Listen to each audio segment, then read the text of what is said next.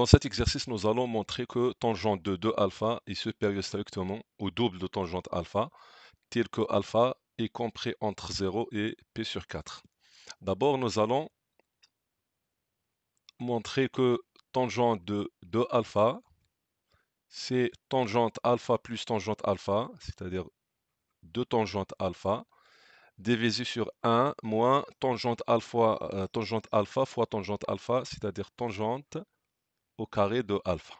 Donc pour cela, nous allons écrire tangente de 2 alpha, c'est sinus de 2 alpha divisé par cos de 2 alpha.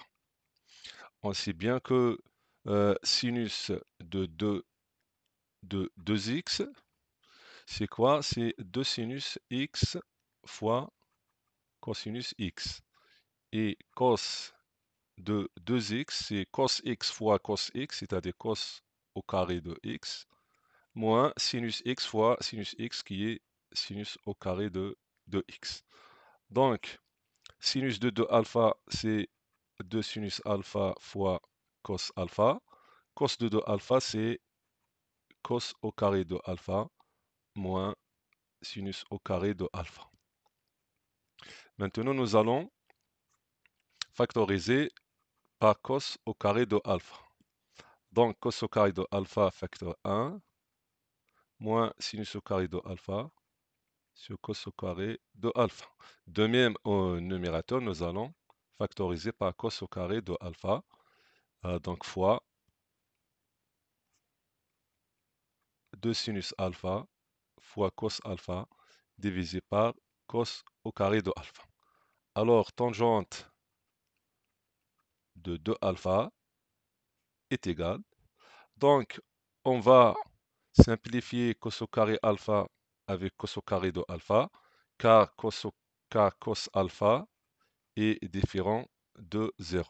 Pourquoi? Parce qu'alpha est compris entre 0 et p sur 4. On sait bien que contre, donc si on a le cercle trigonométrique, on a 0, ici on a p sur 2, ici on a p sur 4.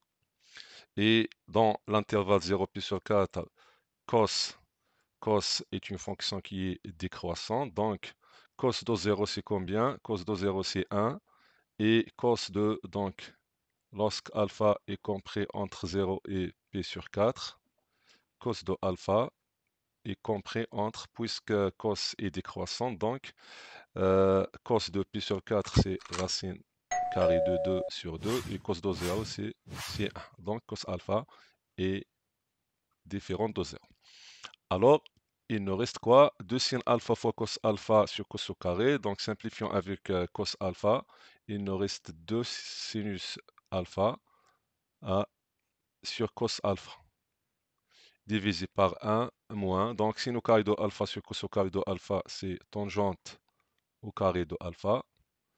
Et on a sinus alpha sur cos alpha, c'est tangente de alpha. Donc, on obtient 2 tangentes alpha sur 1 moins tangente au carré de alpha. Alors, tangente de alpha, c'est quoi? C'est tangente alpha plus tangente alpha, qui est le double de tangente alpha, divisé par 1 moins. Donc, tangente au carré de alpha, c'est tangente alpha fois tangente alpha. Donc, c'est une expression de transformation. Alors, on a montré que tangente de 2 alpha est égale 2 tangentes, le double de tangente alpha, divisé par 1 moins tangente au carré de alpha. Donc on a alpha est compris entre 0 et p sur 4. Sur cet intervalle-là, tangente est croissante. Pourquoi? Parce qu'on prend le cercle trigonométrique. Donc on a la tangente, voilà, donc l'axe de tangente. Donc on a 0. Ici, on a p sur 4. Donc, plus en allant de 0 vers puissance 4, donc la tangente augmente, donc tangente est croissante. Alors tangente de alpha sera supérieure de tangente de 0 qui est 0. Tangente de puissance 4 c'est 1. Alors tangente au carré de alpha, y compris entre 0 et 1. L'opposé de tangente au carré de alpha est compris entre moins 1 et 0. 1 moins tangente au carré de 1 est compris entre 0 et 1. Donc on a 1 moins tangente au carré de alpha est inférieur à 1, alors son inverse, donc 1 sur 1 tangente au carré de alpha est supérieur à 1. Et puisque tangente de alpha est strictement positif, voilà, donc on a tangente de alpha est strictement positif, donc on va multiplier les côtés de cette inégalité-là. Donc on va multiplier fois 2 tangentes alpha. Qu'est-ce qu'on obtient? On obtient 2 tangentes de alpha sur 1 moins tangente au carré de alpha est supérieur à 2 tangente alpha.